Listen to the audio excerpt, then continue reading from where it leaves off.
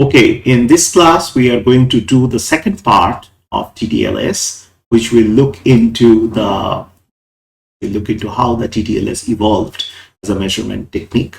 So we are going to go to this particular page, which starts with the Beer law and the line shapes. And all right, so let's go to the presentation mode. So okay, so in the Beer-Lambert line shape law and line shapes, so imagine that this is a system with dimensions of 1 meter by 1 meter into L, and there is an incident radiation I naught, which has got FH mu, where F is nothing but the intensity or the flux of photons, basically, which is impinging on the left-hand side, and it is coming out of the right-hand side, okay, after passing through this particular system. So the intensity of the beam that is coming out of the system on the right face is attenuated or enhanced depending on the relative domination of stimulated absorption or emission.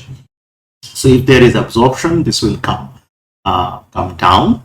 If there is emission, then this will get added and this will increase. So neglecting spontaneous emission in the process, the two-level rate equation, if you recall, is given as this, right? Because spontaneous emission is neglected. So this is dN1 by dt. So that is the population increase in the higher energy level. And if we now place the expressions for B and the two B's, basically, you get that this is multiplied by 2. Therefore, this gets you H, which is the line shape function, into F. In other words, if you pack everything, all these factors, which is 2 pi square up to this, you can represent it by sigma, and this is F into N naught minus N1, right? So you can see that this sigma is therefore called the absorption cross-section. It's an effective cross-sectional area of a molecule that is exposed to a stream of photons of flux F. This is where it exactly comes from. All right. So the flux is incident on the left of a small element of thickness dx with a unit cross-sectional area. Then the change in flux that is caused by passing through an element of dx is given by minus sigma f into n naught minus n1 into dx.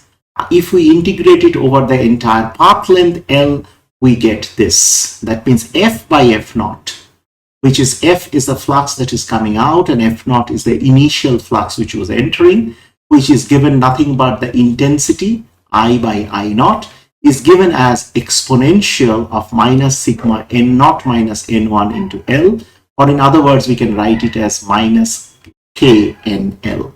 This entire expression is called the Beer's law. For absorption spectroscopy, the Beer's law relates the attenuation of the intensity of the incident light to the molar absorption coefficient and the concentration of the species. So the molar absorption coefficient is this, and the concentration of the species is this. It is also a function of the length. That means more is the length over which it passes, more is the decay, or the more is this, the ratio actually increases. As a result of that, the sensitivity of the measurement actually increases. Okay? Now, as we saw that many species can have vibrational modes. For example, water is known to be very IR active. The concerned molecule should either have a change in dipole moment or a permanent dipole or both. So water has got a lot of vibrational modes which are IR active. Okay, so if you see this M, which is once again the transition dipole moment, it is given by this expression. So the permanent dipole can be expressed now in a Taylor series expansion about the internuclear distance RE, and this is the expansion where Q is equal to R minus RE. Mu E is the dipole moment when the bond is in equilibrium. Okay, and this fluctuating part actually leads to the stretching of the bonds. So this can be, as you can see in these diagrams, there can be asymmetric stretch, there can be symmetric stretch, and then there can be bending. So if this is the water molecule, this is OHH. Okay, because we are going to show it for the water first. Okay, so there can be asymmetric stretch which can cause this. There can be symmetric stretch, and then there can be bending type of stretch as well. So water has a permanent dipole, and then there is a fluctuating dipole moment as well. Right? So the real spectra of water have absorption features called lines organized into bands associated with particular modes of vibration. These lines are detected have very narrow features, but careful observations shows that even at those smaller scales, these lines have definite widths and characteristic shapes. So the line shape functions falls into two general categories. One is homogeneous. This homogeneous line shape occurs when all the molecules in the system have identical line shape functions. It can be inhomogeneous. That means inhomogeneous broadening occurs due to the Maxwell-Boltzmann distribution of molecular velocities. All right. So the pressure broadening, for example, is known to be an homogeneous broadening. Okay. So so pressure broadening leads to what we call a Lorentzian line shape function, and this is given in this particular form. Okay, just know about these things. So for a two-level system, the dipole moment oscillates at the Bode frequency except during a collision. So P. Bernard, and where one of these references are, gives a nice explanation for the collisional broadening. So if the collision is sufficiently strong that the phase of the dipole moment is altered in a random manner by the encounter. So if the average time between the two collisions is T2, then the infinite cosine wave is broken into small pieces of average length T2, as you can see over here. The effect of the collisions will be to convert this infinite narrow line shape to a line shape function of a finite width. So if we apply the Fourier transform to the broken waveform into frequency components, results in a Lorentzian line shape with a full width at half maximum is given by this particular term. Right? So this is the pressure broadening which happens. So more is the pressure, more will be this broadening. Okay? The Doppler broadening results in an inhomogeneous line shape. This transition has an intrinsic homogeneous line shape function like this, centered around mu naught prime. The inhomogeneous distribution function, which is called the Doppler broadening, is centered around mu naught. So from Bernard, if the reference frame of the atom is the frequency of the electromagnetic wave, then it has been shifted with the atom at rest at the origin of the atomic coordinate system. So it's basically nothing but the Doppler effect. So basically mu naught is given as 1 plus minus v by c. C is the velocity of light, v naught prime naught, the distribution of molecular velocity components for a gas along any given axis is given by the Maxwell-Boltzmann distribution, which is rather complicated, as you can see. The normalized inhomogeneous Doppler line shape function is therefore given by this expansive expression, and the full width at half maximum is given by this. So the total Doppler line shape, or the line shape, is something like that. This is actually like a Gaussian function. Okay? So if you look at the line shapes now closely, this is the Lorentz profile, okay, which is basically the blue colored one. We have covered it earlier. So this is how this has got longer tails, okay, and a lower peak. And this is given by this particular expression. Then Doppler profile is given by the red one, okay, which is exactly given by this expression.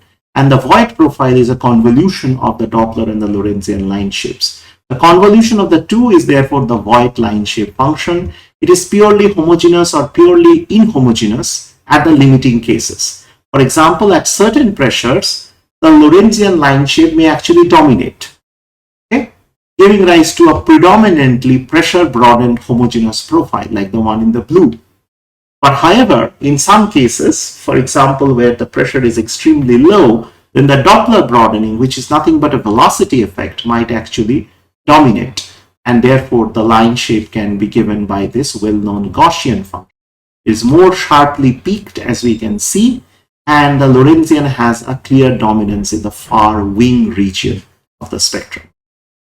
Once again, remember that the Doppler broadening is basically the the shift in the frequency, okay, when it is considered with the atom at rest at the origin of that system. So it is just the same as your Doppler effect. So this also influences the line shape, the velocity distribution, and it is directly linked with the Maxwell-Boltzmann velocity, Maxwell-Boltzmann distribution function.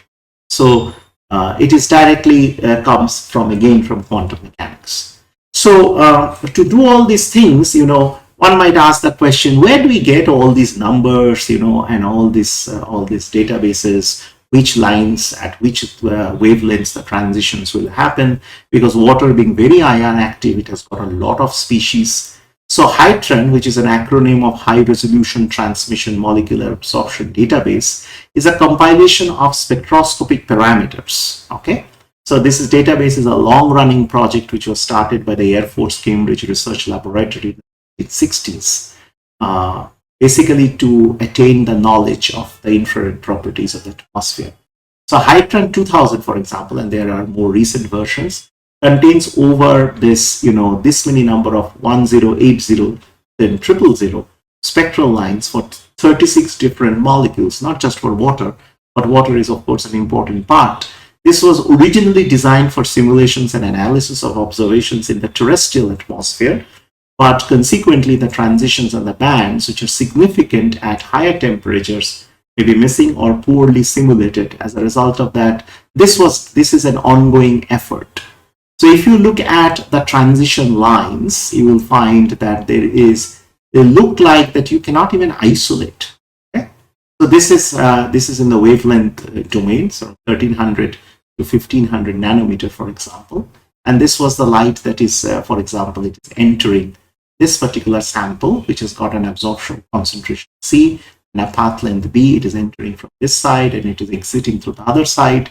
So this is given by the exponential and path integration, where K is the absorption coefficient, P is the partial pressure, as we know. So this is the absorption coefficient. This is kind of like the number density. In water vapor case, this is exactly the partial pressure of water. All right. So the partial pressure can be measured in this way, provided you know the absorption coefficient, which remember is a line shape function, and the path length B. So more is the path length B, you get more resolution on these measurements. So if you look at this very small portion, the 1306 to 1314 nanometer band, you see that there are countless lines, and these lines do seem to respond with respect to temperature also.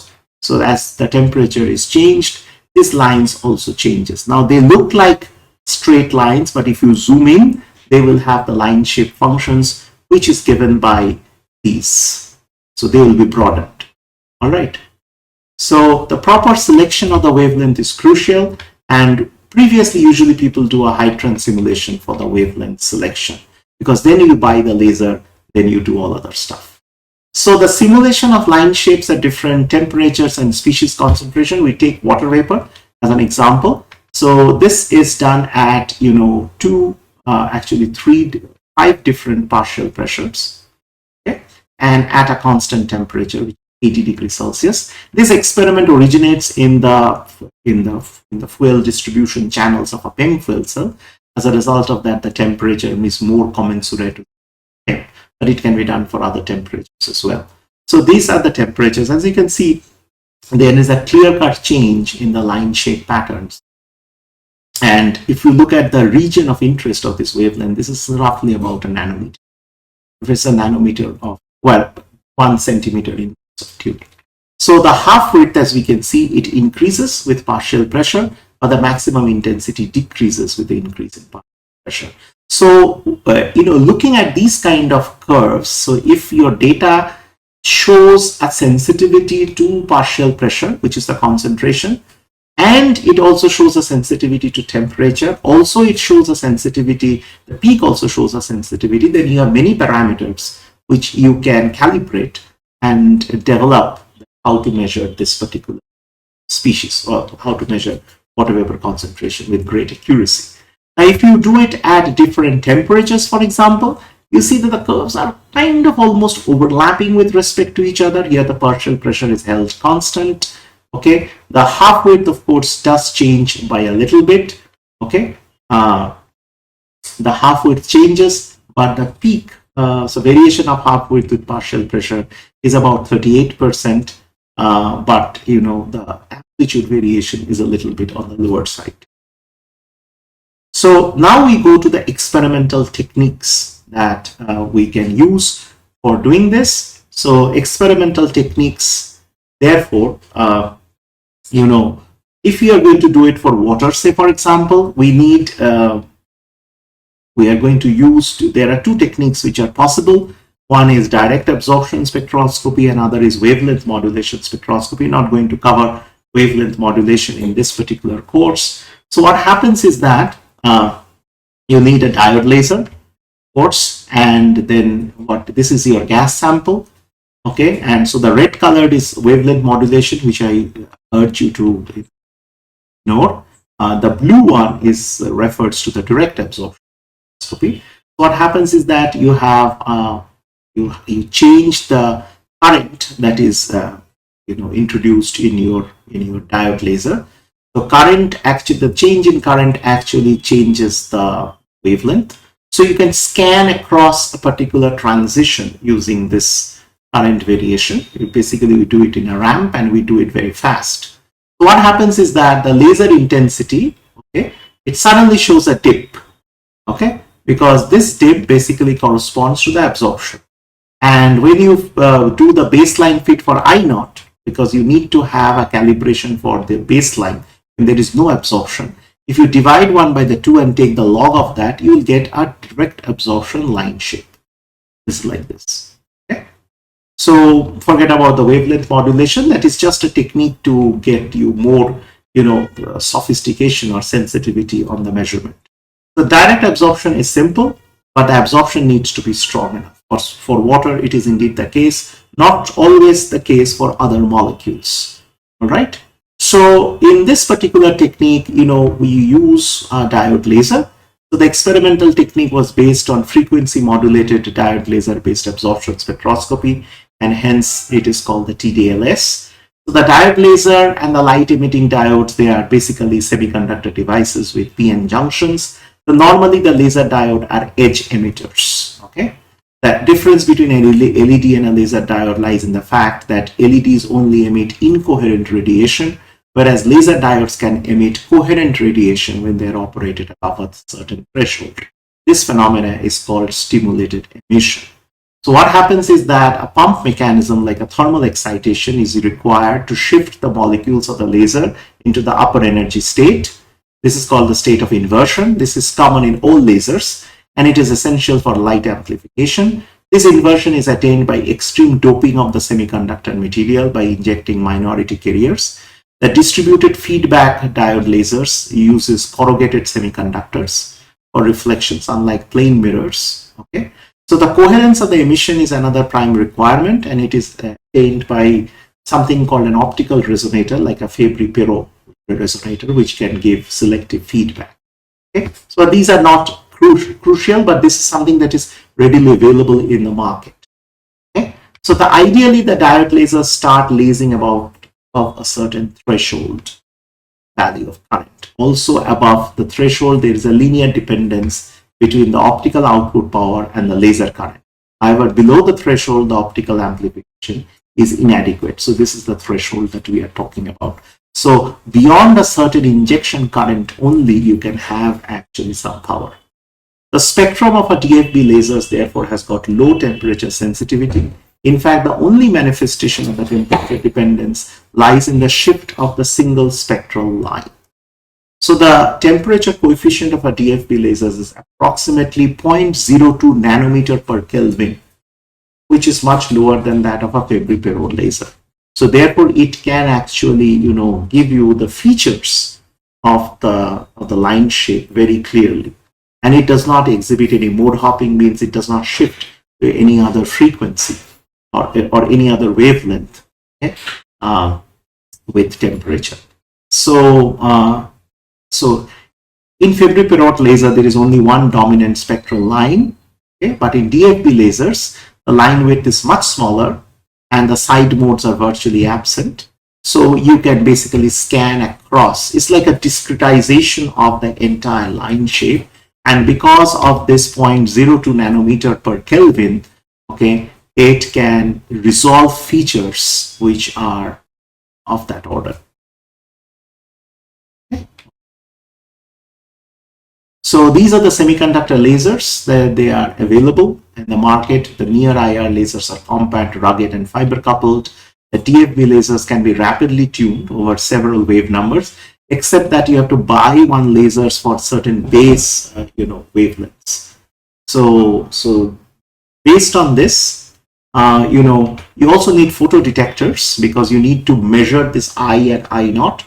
A photodiode is a semiconductor that generates voltage or current when light is incident on it. So like photoconductors, they have a minimum photon energy associated, okay, before they respond. The source of noise is called Johnson noise. It's not relevant here for this particular course. There are lots of variations of photodiodes, and these are the different detector materials that are routinely used for making the photodiodes. So the measurement methodology is very simple, that the laser is modulated by a ramp function, and it gives you a scan range of about 0.4 nanometer. Remember, the resolution is 0.02 nanometer per Kelvin. The laser wavelength is calibrated with a ring interferometer. Okay, so this is just to make sure that with current, we have a definite wavelength associated. Okay, so that is what is done. And because you do multiple scans and you do it quickly enough, you get this multiple scans are accomplished. So this is your current ramp. This is your reference. That means it does not undergo absorption. This is passed through your test cell, and this is what you get at the end. So the laser temperature tuned over 5 nanometer to different H2O transitions. The laser current tuning affects both power and wavelength about 0.4 nanometer. Okay. The laser power is monitored by a photodiode. So the absorption of monochromatic light, if you look at it, okay, it is like the scan wavelength. This is a line of sight based measurement. That means you need a through and through passage. Okay, so this is given by the Beer-Lambert relationships, which we already covered. And this is the spectral absorption coefficient, which is basically what the line shape function is all about. And that is what actually responds to the changes as well. So the sample received from the photodiode and the reference signal, the absorption deeps are imposed on the signal photodiode output, as given here. Although the measurements are taken at the same condition of partial pressure and temperature, and they look identical, they have different backgrounds. The cause of this variation of background is principally associated with an etaloning, because there is a little bit of a shift in the background. The etaloning fringes consists of periodic ripples in the transmitted laser power. These are detrimental to accuracy of the detector, so you have to take care of this. But you can also, switch, and you can do whatever, mathematical mathematical transitions on this without disturbing the relative, the tip that is there in the signal. So the effect is higher. Usually the etaloning effect is higher than the noise, and therefore it's negligible. You need to take care of that. Okay? So you skip the wavelength modulation part because that is not important. So the absorption based sensors have the highest sensitivity and selectivity when you are probing in a spectrally narrow feature. The tuning of the wave of the source across the absorption features, distinguishes the isolated feature from the background absorption, scattering, extinction, whatever is there. It is very sensitive and is relevant to gas dynamic and combustion flows, as well as for explosive detections, anything that absorbs radiation. With the exception of visible transitions of O2 and NO2, the absorption measurements are performed on overtone and combination of vibrational. The typical line strengths of the transitions are like this: 10 to the power of minus 23 to 10 to the power of minus 21. So 2 to 3 orders of magnitude below the fundamental vibrational IR. Okay, so these are some of the more details of absorption spectroscopy.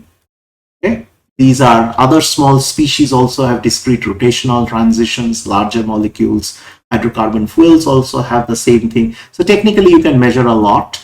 Okay, and you can even multiplex across multiple wavelengths. So all it needs is that you have different diode lasers. You combine them through a fiber coupler, okay, and you pass one of them through a reference, and the other one you pass through the gas, and therefore you can probe multiple wavelengths, and you can scan across multiple wavelengths for multi-species measurements.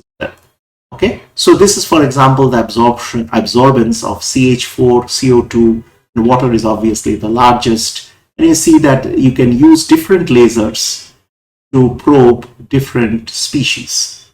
And, and so this is rather good, and this can be used basically to probe, to get all the species at the same time.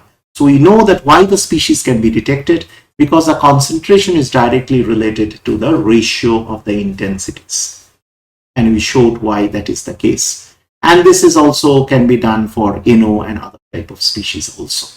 So it is also used for high-speed flows, diffusion, premix flows, spray environment, other reacting systems like fuel cell, flow through porous media also, trace pollutant measurements, detection of explosives, and even combustion instabilities. And it is extensively used in atmospheric sciences. As we saw, Hytran was a database that actually had atmospheric sciences.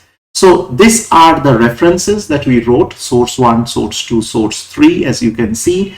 So Bernard is a very good book on spectra of atoms and molecules. Then you can see Ron Hansen's lecture on tunable diode laser-based absorption spectroscopy, M.G. Allen's measurement science and technology paper, and Mark Alden's lectures on molecular spectroscopy in Princeton Summer School. And of course, there are other references as well, as we can see, but these are the references that are useful. So to cut a very long story short, if I have to say in a few words, we can see readily that absorption spectroscopy is a very versatile tool. Ultimately, it comes down to very simple forms, that if you know the absorption cross-section, and if you know the I over I naught, you can technically find out what will be the concentration. Now, to find out this absorption line shape, you need to do a little bit of quantum mechanics. At the same time, you also need to know that what are the sources of broadening. So quantum mechanics will give you how interacts radiation with matter. Then, of course, you get the broadening effects due to the simple reason of